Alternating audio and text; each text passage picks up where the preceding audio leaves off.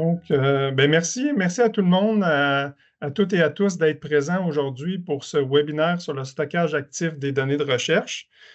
Je me présente, Brian Moore, directeur des projets structurants au Bureau de la recherche, développement et valorisation de l'Université de Montréal. Tout d'abord, je voudrais mentionner que ce webinaire est vraiment une initiative issue d'une collaboration entre différentes unités de services qui viennent en soutien à la communauté de recherche, notamment les services de soutien à la recherche, qui incluent le BRDV, Bureau de la recherche, la division des archives et de la gestion de l'information, DAGI, du secrétariat général, les technologies de l'information, ainsi que Calcul Québec. Cette initiative s'inscrit aussi dans la mise en place de différentes activités en lien avec l'animation de l'écosystème du numérique en recherche, vraiment dans une optique d'offrir un meilleur appui, soutien, accompagnement à la communauté de recherche, vraiment dans une perspective d'amélioration continue de nos services. Avant de commencer avec la présentation, quelques points de logistique. La partie présentation, donc les premiers 20 minutes, sont enregistrés afin de vous partager la présentation par la suite. Partager l'enregistrement de la présentation, mais aussi la présentation, le PowerPoint.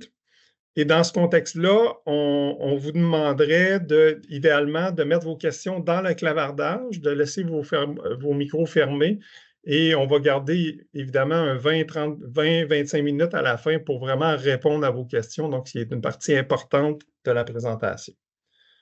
On pourrait passer à la prochaine diapo. Donc, en termes d'agenda, on va mettre dans le contexte de la présentation est vraiment en lien avec le stockage actif. Ensuite, on va parler du cadre normatif et de confidentialité des données à l'Université de Montréal.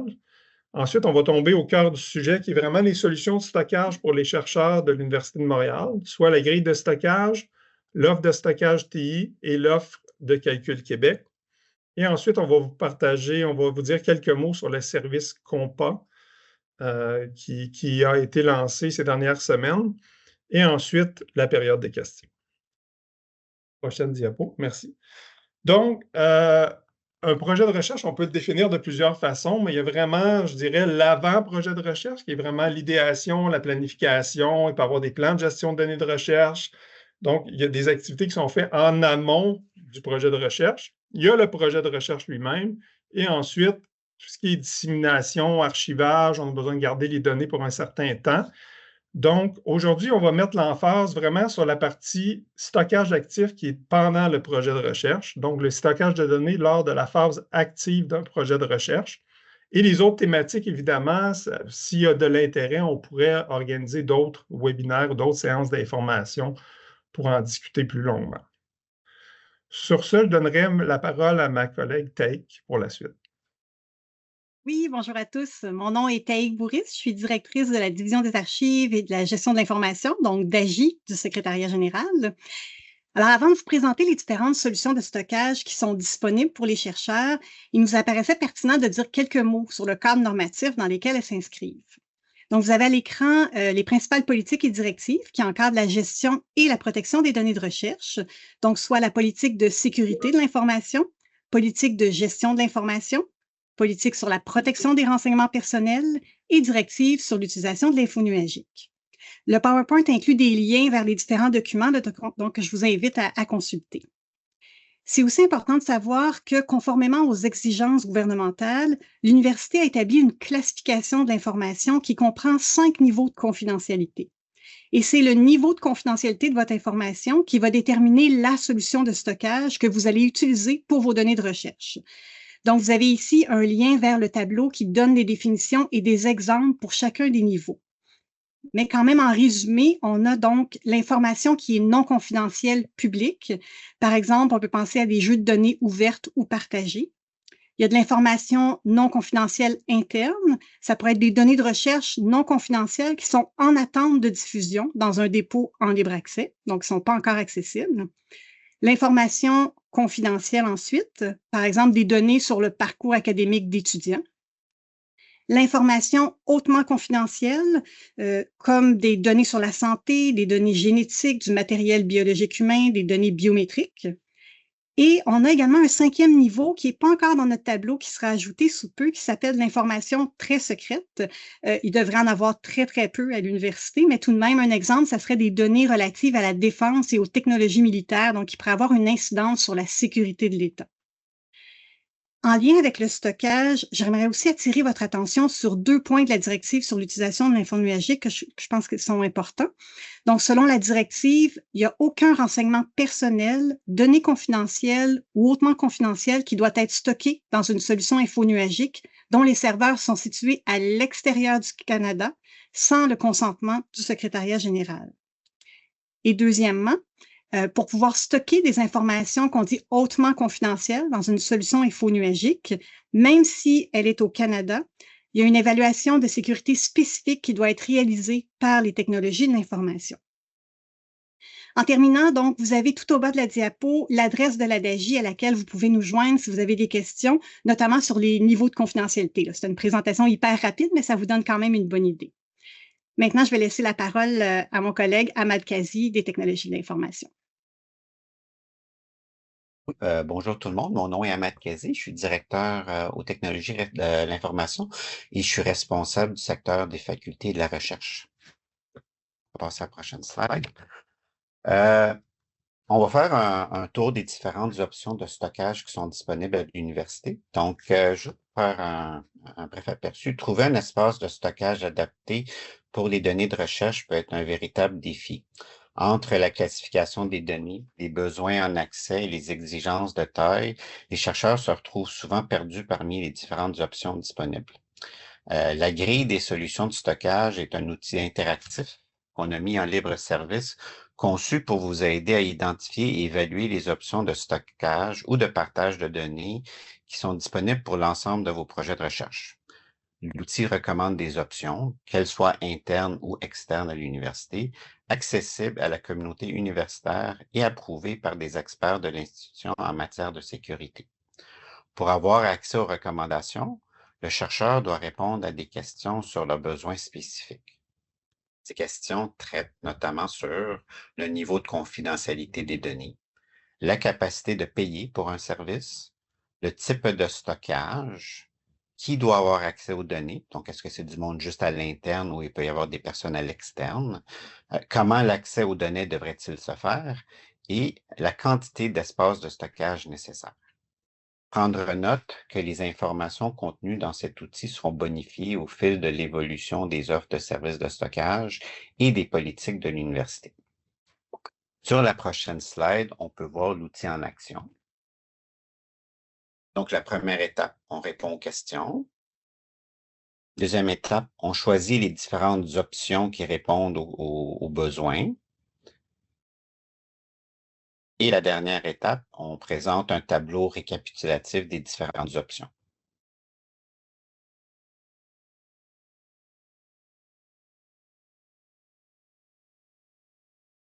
Prochain sujet. Pour répondre à un besoin provenant de plusieurs membres de la communauté de la recherche, nous venons de mettre en place une nouvelle offre de service de stockage. Cette nouvelle offre est idéale pour le dépôt et le partage de documents hautement confidentiels. Un espace de 100 GB est alloué sans coût à chaque chercheur qui en fait la demande et il y a la possibilité d'obtenir un 400 GB additionnel, mais qui serait facturé aux chercheurs.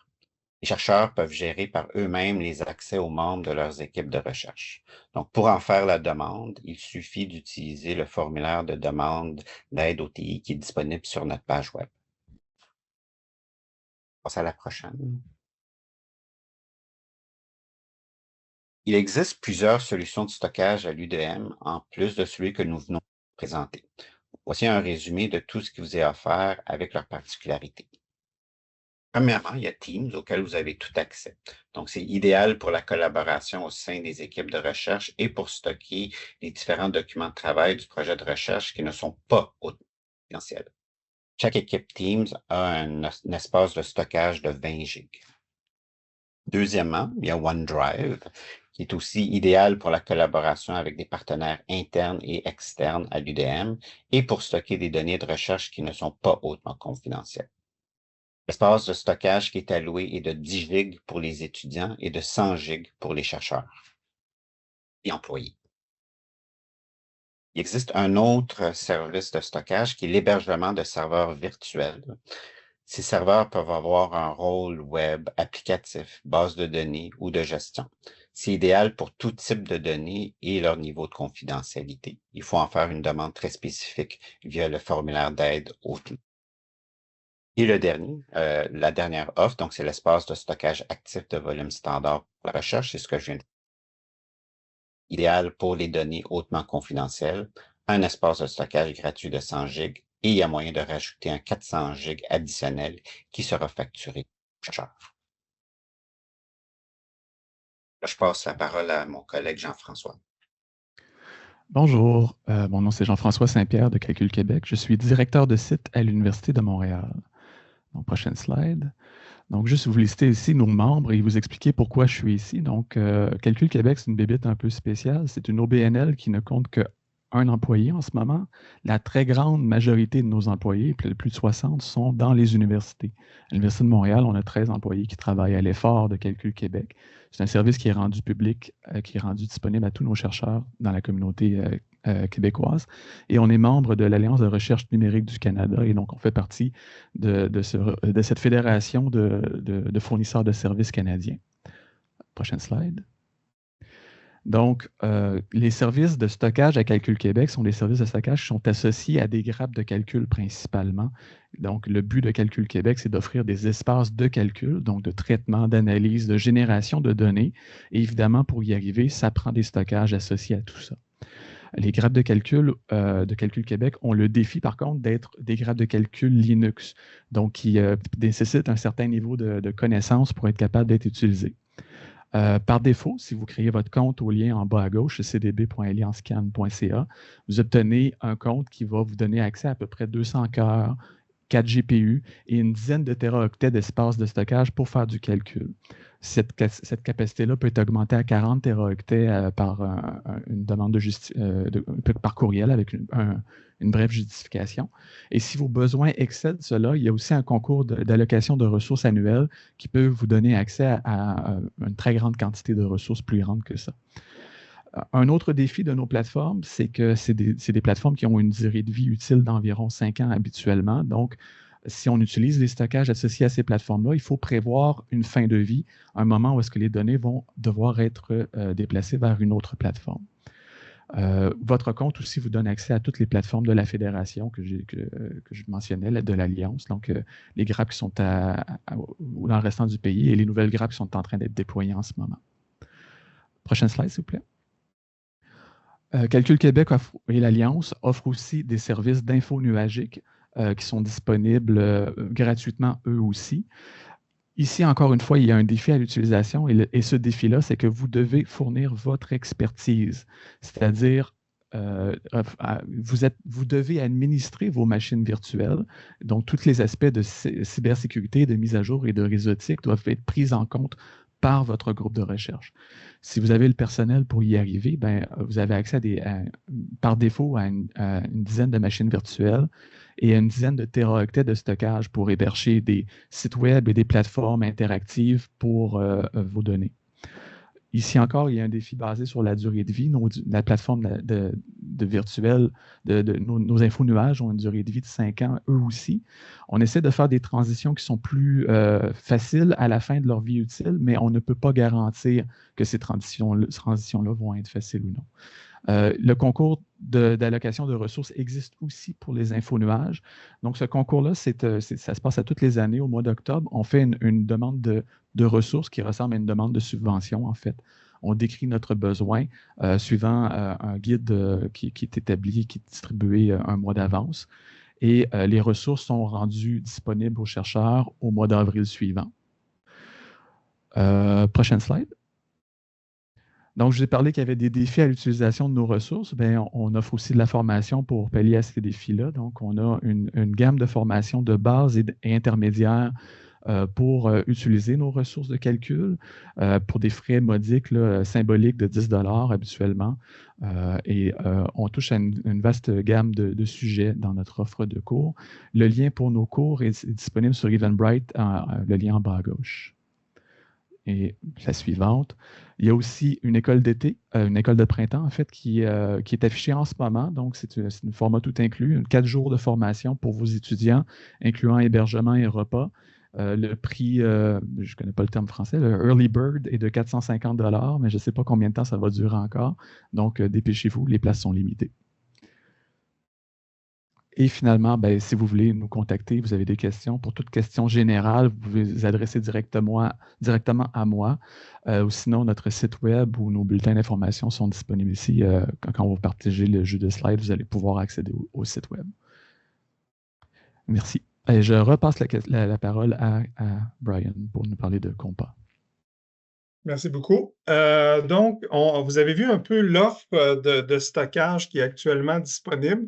Ce que je voulais mentionner, ce qu'on veut mentionner, c'est que c'est une offre évidemment en constante évolution, puis cette offre va être amenée à évoluer aussi selon vos besoins. Comme vous l'avez vu, il n'y a pas de solution unique aussi. Donc, Ahmad en a parlé un peu. Le stockage dépend de la quantité de données. Est-ce qu'il y a des données sensibles? Est-ce qu'on veut partager à l'externe? Est-ce qu'il y a des fonds? Est-ce qu'on a une expertise en termes par exemple, de Linux ou de système d'opération?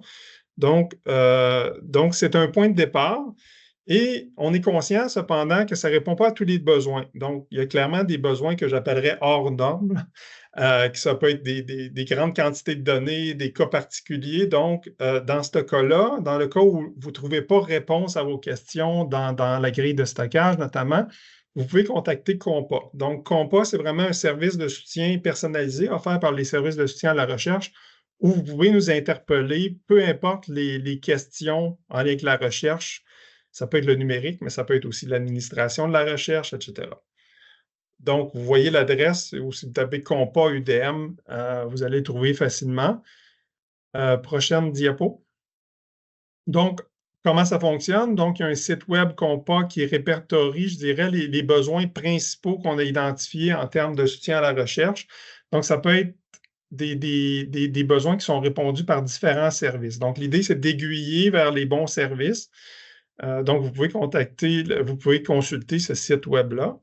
On a conscience aussi que parfois, donc, les besoins sont plus complexes. Ça ne touche pas juste un service. Il y a peut-être des questions. Donc, dans ce cas-là, vous pouvez nous contacter. Donc, vous pouvez contacter l'équipe de Compa qui va vraiment vous appuyer, vous accompagner en lien avec votre question. Donc, selon la complexité de votre demande, soit on va vous répondre directement par courriel, ou sinon, on va proposer une rencontre avec les services pertinents pour vraiment mieux vous accompagner jusqu'à la résolution de votre problème. Suivant.